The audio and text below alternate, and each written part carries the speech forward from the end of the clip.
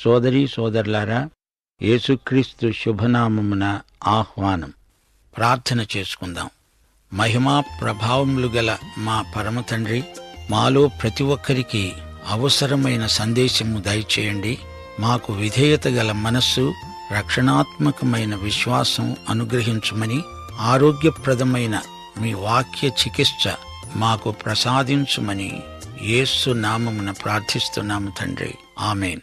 శ్రోతలు, గత పాఠం మీరు జ్ఞాపకం ఉంచుకున్నారు కదా. అబ్రాహాము తన కుమారుడైన ఇస్సాకును ఎంతో ప్రేమించాడు.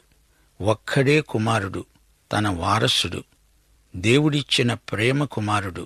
అలాంటి కుమారుణ్ణి తనకు బలీయమని దేవుడు కోరాడు.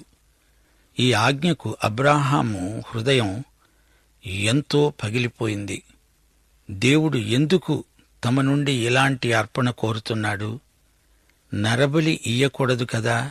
ఇందులో దేవుని చిత్తం ఏదో తనకు తెలియదు. ఒకవేళ ఇస్సాకు బలైపోయినా అతణ్ణి బతికించి దేవుడు ఇవ్వగలడు. ఇది అబ్రహాము యొక్క నిరీక్షణ. అబ్రహాము విశ్వాసము నిరీక్షణాత్మకమైనది. అబ్రాహాము తన కుమారుడైన ఇస్సాకును తీసుకొని మోరియా దేశానికి వెళ్ళాడు. దహనబలి కోసమై కట్టెలు చీల్చి పట్టుక వెళ్ళాడు. 3 రోజులు అలా ప్రయాణం చేశాడు. 3వ రోజు అబ్రాహాము కన్నులెత్తి దూరము నుండి ఆ చోటు చూచాడు. ఏ చోటు? దేవుడు చూపిన చోటు. అది 3వ రోజు. ఈ మాటలు వింటుంటే యేసు ప్రభు సిలువ వేయబడిన చోటు, 3వ రోజు ఆయన మృతులలో నుండి లేచిన విధానం మీకు జ్ఞాపకం రావటం లేదు? 3వ రోజు దేవుడు ఇస్సాకును సజీవంగా అబ్రాహాముకు తిరిగి ఇచ్చాడు. అబ్రాహాము తన కుమారుణ్ణి బలి ఇచ్చినట్టే దేవుడు పరిగణించాడు. అబ్రాహాము అలాగే అది అర్థం చేసుకున్నాడు. నా కుమారుడైన ఇస్సాకు బలి అయిపోయి తిరిగి బ్రతికాడు అనుకున్నాడు. యేసు మరణ పునరుత్థానాలకు ఇది ప్రవచనాత్మక సన్నివేశం. అబ్రాహాము తన పనివారితో అన్నాడు, మీరు గాడిదతో ఇక్కడే ఉండండి, నేను ఈ చిన్నవాడు అక్కడికి వెళ్ళి దేవునికి మొక్కి ఆరాధించి మళ్లీ మీ వద్దకు వస్తాము. గమనించండి, తండ్రికి కుమారునికి మధ్య వ్యవహారమిది. అబ్రాహాముకు ఇస్సాకుకు మధ్య జరిగిన సంఘటన మరెవ్వరూ చూడకూడదు. అందుకే మనుష్యులను అక్కడే ఉండమన్నాడు. యేసు ప్రభు సిలువ వేయబడినప్పుడు ఆ ఘడియలో తండ్రి కుమారుల మధ్య ఏమి జరిగిందో ఎవ్వరూ చూడకుండా గాఢాంధకారము కమ్ముకున్నది. అది మిట్ట మధ్యాహ్న వేళ అయినా కటిక చీకటి కమ్ముకున్నది. అది ఎవరూ చూడకూడదు. అందుకే దేవుడు అంతటా చీకటి ఆవరింపచేశాడు.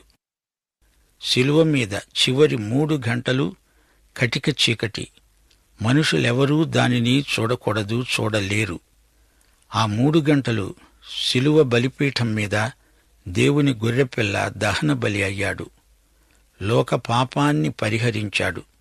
ఆ రహస్యం తండ్రికి కుమారునికి మాత్రమే తెలుసు. మానవునికి దానితో ప్రమేయం లేదు. అందులో మరొకరి పాత్ర ఏమాత్రమూ లేదు.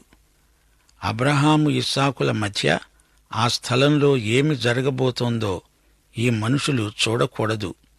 అందుకే అబ్రాహాం అన్నాడు, మీరు ఇక్కడనే ఉండండి, మేము మళ్లీ మీ వద్దకు వస్తాము. అబ్రహాము విశ్వాసము ఎంతో నిరీక్షణ గలది. ఇస్సాకు మళ్లీ బ్రతుకుతాడు, ఇద్దరము మళ్లీ కలిసి వస్తాము అనుకున్నాడు అబ్రాహాము. దహనబలి కట్టెలు తీసుకొని తన కుమారుడైన ఇస్సాకు మీద కట్టెల మోపు పెట్టి తన చేత నిప్పును కత్తిని పట్టుకొని వెళ్ళాడు. జాగ్రత్తగా వినండి, అబ్రాహాము కట్టెల మోపును ఇస్సాకు మీద పెట్టాడు. తన కుమారుడే ఈ కట్టెల మోపును మోయాలి. అలాగే యేసుక్రీస్తు శిలువను మోశాడు. ఇక్కడ అబ్రాహాము నిప్పు చేత పట్టుకున్నాడు. నిప్పు అంటే తీర్పు. అబ్రాహాము చేతిలోని కత్తిని చూడండి. ఈ ఖడ్గము దేనిని సూచిస్తోంది? తీర్పును అమలు పరిచేది ఖడ్గం. ఖడ్గముతోనే బలిపశువును వధించాలి. యేసు ప్రభువు బల్లెపు పోట్లకు గురి అయ్యాడు. అది శిలువ బలిపీఠం. దానిపై దేవుని గొర్రెపిల్ల. పాపము మీద దేవుని ఉగ్రత క్రీస్తు శరీరమందు పూర్తిగా కృమ్మరించబడింది. వారిద్దరూ అనగా అబ్రహాము, ఇస్సాకు కూడి వెళుతూ ఉండగా ఇస్సాకు తన తండ్రి అయిన అబ్రహామును నా తండ్రి అని పిలిచాడు. ఏమి నా కుమారుడా అన్నాడు అబ్రహాము. అప్పుడు ఇస్సాకు అన్నాడు, నిప్పును కట్టెలును ఉన్నవి గాని దహనబలికి గొర్రెపిల్ల ఏది? అబ్రహాము అన్నాడు, నా కుమారుడా, దహనబలికి దేవుడే గొర్రెపిల్లను చూచుకుంటాడు. వారిద్దరూ ఆ విధంగా కూడి వెళ్లి దేవుడు అతనితో చెప్పిన చోటికి వచ్చారు. అబ్రాహాము ఏమన్నాడు? దహనబలికి దేవుడే గొర్రెపిల్లను చూచుకుంటాడు. అయితే అక్కడ గొర్రెపిల్ల లేదు, అక్కడ ఒక పొట్టేలు కనపడింది. మరి దేవుడు గొర్రెపిల్లను ఎందుకు చూపలేదు? చూపాడు, కాని అప్పుడు చూపలేదు. ఎంతో కాలానికి బాప్తిస్మమిచ్చిన యోహానుకు చూపాడు. యోహాను యేసు వైపు చూచి, ఇదిగో లోక పాపమును మోసికొని పోయే దేవుని గొర్రెపిల్ల అన్నాడు. అనగా అబ్రాహాము ప్రవచనము దేవుడే గొర్రెపిల్లను చూచుకుంటాడు అన్నది ఇప్పుడు నెరవేరింది. యోహాను సువార్త 1వ అధ్యాయం 29వ వచనం. అబ్రాహాము ప్రవక్త. రాబోయే దేవుని గొర్రెపిల్లను గురించి ప్రవచించాడు. యేసే దేవుని గొర్రెపిల్ల, పొట్టేలు కాదు.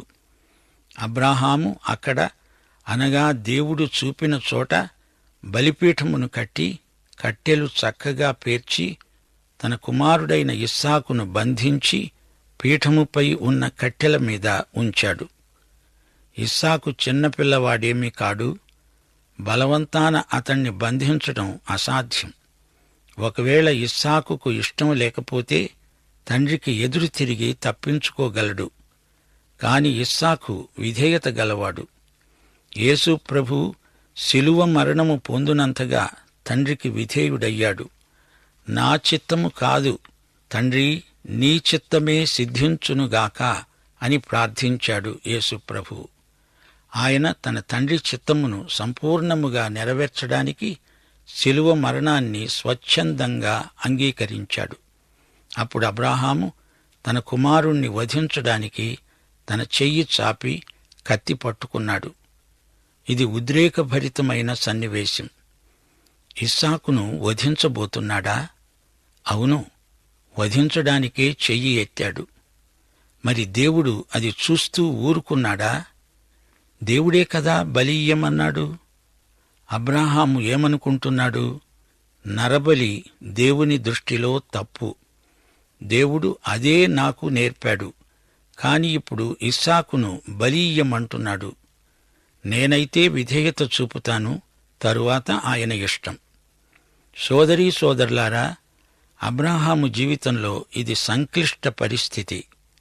ఈ విధంగా ఇంతకు మునుపు 4 సార్లు గడ్డు పరీక్షలు వచ్చాయి. వాటన్నిటిలో అబ్రాహాము ఎంతో నలిగిపోయాడు.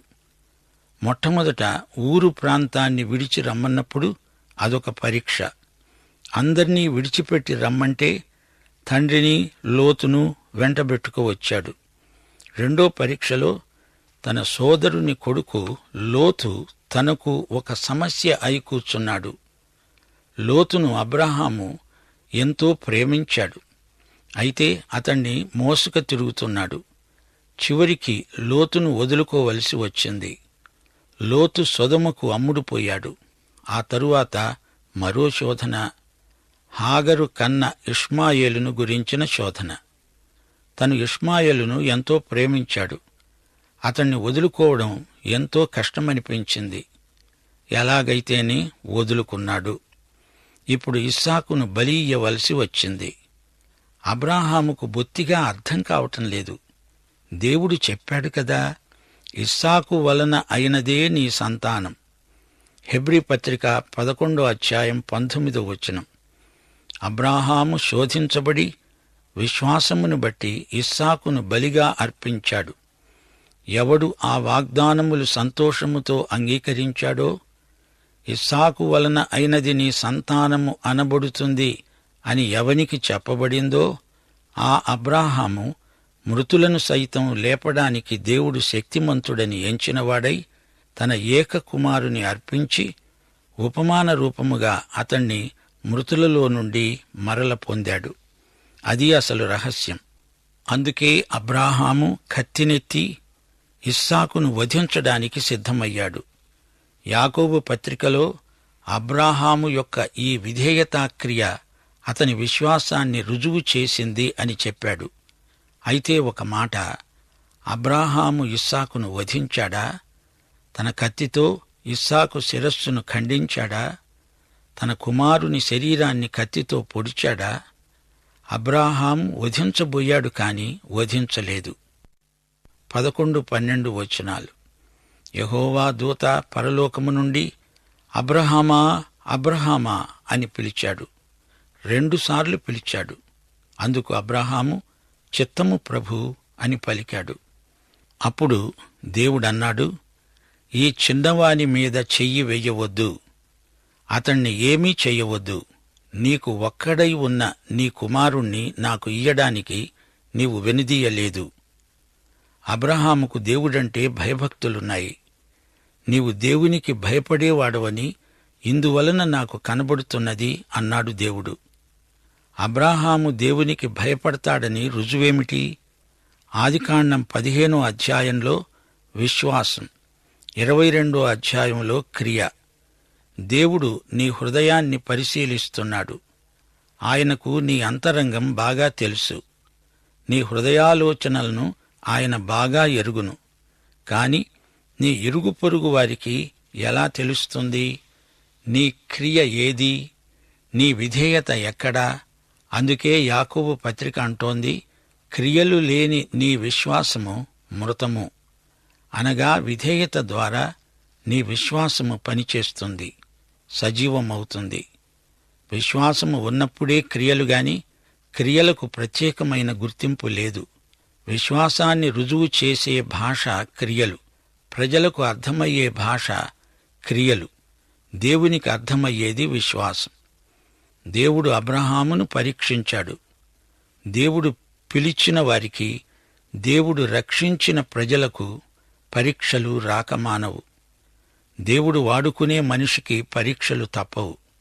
దేవుడు తన బిడ్డలను ఎప్పటికప్పుడు పరీక్షిస్తూనే ఉంటాడు. ఎందుకీ పరీక్షలు? గ్రహించండి, పరీక్షలు మన విశ్వాసం బలపడడానికి. దేవుడు పరీక్షలను అందుకే ఉద్దేశించాడు. పరీక్షల ద్వారా మన సాక్ష్యము, సేవ నిగ్గుదేరతాయి, రాణిస్తాయి, స్థిరపడతాయి. ఇస్సాకు బలివృత్తాంతం అబ్రహాము విశ్వాసానికి గొప్ప పరీక్ష, గడ్డు పరీక్ష, చివరి పరీక్ష. దీని తరువాత అబ్రహాముకు మరే పరీక్ష రాదు. ఇది చరమ పరీక్ష. అప్పుడు అబ్రహాము కన్నులెత్తి చూడగా పొదలో కొమ్ములు తగులుకొని ఉన్న ఒక పొట్టేలు వెనక వైపు కనిపించింది. అబ్రహాము వెళ్లి ఆ పొట్టేలును పట్టుకొని తన కుమారునికి మారుగా బదులుగా దహన బలిగా అర్పించాడు. సోదరీ సోదరులారా, గమనించారా? ఏదెను తోట నుండి క్రీస్తు శిలువ వరకు ఈ బలిపశువు సంకేతంగా నిలిచిపోయింది. దేవుడు గొర్రెపిల్లను బలికి సంకేతంగా వాడాడు, అంతేకాని నరబలిని సూచించలేదు. యేసుక్రీస్తు బలి అసలైన సత్యం, గొర్రెపిల్ల దానికి సంకేతం. దేవుని కుమారుడు ఈ లోకానికి వచ్చినప్పుడు ఆయన హుటాహుటిగా శిలువ మీదికే నడిచి వెళ్ళాడు. రోమాపత్రిక 8వ అధ్యాయం 32వ వచనం ఏమంటున్నది? తన స్వంత కుమారుని అనుగ్రహించడానికి, అనగా మనకు ఇచ్చివేయడానికి వెనుదీయక మన అందరి కోసం ఆయన అప్పగించబడినవాడు. ఆయనతో పాటు సమస్తమును మనకు ఆయన ఎందుకు అనుగ్రహించడు? దేవుడు తన స్వంత కుమారుణ్ణి ఏమాత్రము వెనక ముందు చూడకుండా మనకు ఇచ్చివేశాడు. దేవుని వైఖరి ఎలాంటిదో గమనించారా? శిలువ బలిపీఠం, అయితే దానిమీద చనిపోయిన యేసు దేవుని గొర్రెపిల్ల. ఈ సత్యాన్ని మనము ఎన్నడూ మరిచిపోకూడదు. అబ్రాహాము ఆ చోటికి యెహోవా ఈరే అని పేరు పెట్టాడు. అందుచేత యెహోవా పర్వతము మీద చూచుకుంటాడు అని నేటి వరకు చెప్పబడుతున్నది. అబ్రాహాము పేర్కొన్న చోటు సొలొమోను దేవాలయము నిర్మించబడిన చోటు. గొల్గొతా అనే కపాల స్థలం అదే చోటు. అబ్రహాము ఇస్సాకును బలి ఇచ్చిన చోటు. యేసుక్రీస్తు సిలువ వేయబడిన చోటు. దేవుడు చూచిన చోటు, పొట్టేలు కనబడిన చోటు, గొర్రెపిల్ల కనబడబోయే చోటు యెహోవా ఈరే. దేవుడే చూస్తాడు, చూచుకుంటాడు, నిర్ణయిస్తాడు, ప్రవచనం నెరవేరుస్తాడు. అబ్రాహాము ఇస్సాకును బలి ఇచ్చినట్లే పరిగణించబడిన వాడై ఇస్సాకు చనిపోయి బ్రతికినట్టే తండ్రికి అప్పగించబడ్డాడు. నీవు నీకు ఒక్కడే అయి ఉన్న నీ కుమారుణ్ణి ఇయ్యటానికి వెనుదీయక ఇది చేసినందున నేను నిన్ను ఆశీర్వదించి ఆకాశ నక్షత్రముల వలె సముద్రతీరమందలి ఇసుక వలె నీ సంతానాన్ని నిశ్చయముగా విస్తరింపచేస్తాను. అబ్రాహాము నమ్మాడు. దేవుడే గొర్రెపిల్లను చూచుకుంటాడని చెప్పాడు. అయితే అబ్రాహాముకు ఒక పొట్టేలు దొరికింది. దానిని తెచ్చి బలి ఇచ్చాడు. కాని 1900 సంవత్సరాల తరువాత దేవుడు క్రీస్తునందు అసలైన గొర్రెపిల్లను చూచాడు, మనకిచ్చాడు. దేవుడు అబ్రహాము చెయ్యి ఎత్తినప్పుడు కత్తి ఉన్న చేతిని దేవుడు అలానే పట్టుకున్నాడు. నరబలి జరగనీయలేదు. అక్షరాలా ఇస్సాకును చనిపోనీయలేదు. అయితే దేవుడు తన స్వంత కుమారుణ్ణి సిలువకు అప్పగించాడు.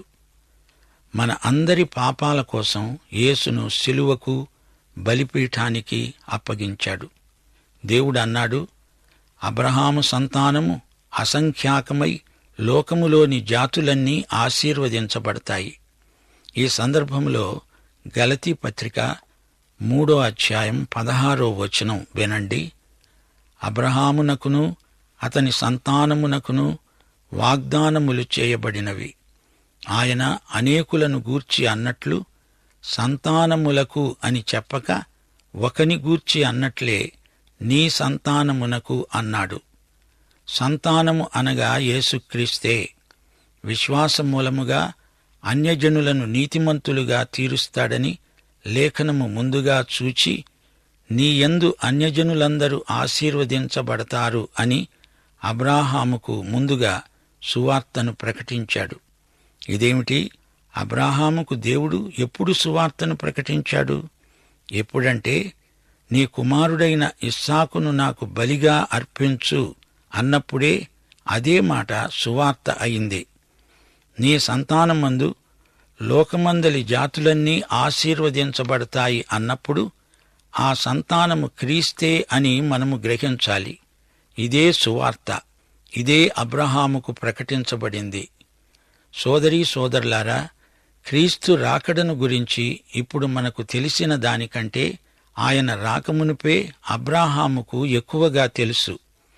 యోహాను శుభవార్త 8వ అధ్యాయం 56వ వచనంలో ప్రభు అన్నాడు, అబ్రాహాము నా దినము చూస్తానని మిగుల ఆనందించాడు, నా రోజును చూచి సంతోషించాడు. అనగా అబ్రాహాము మునుపెప్పుడో యేసు రాకడను చూచి ఆనందించాడు. రక్షకుడు రాకమునుపే ఆ సంగతిని దేవుడు అబ్రాహాముకు బయలుపరిచాడు.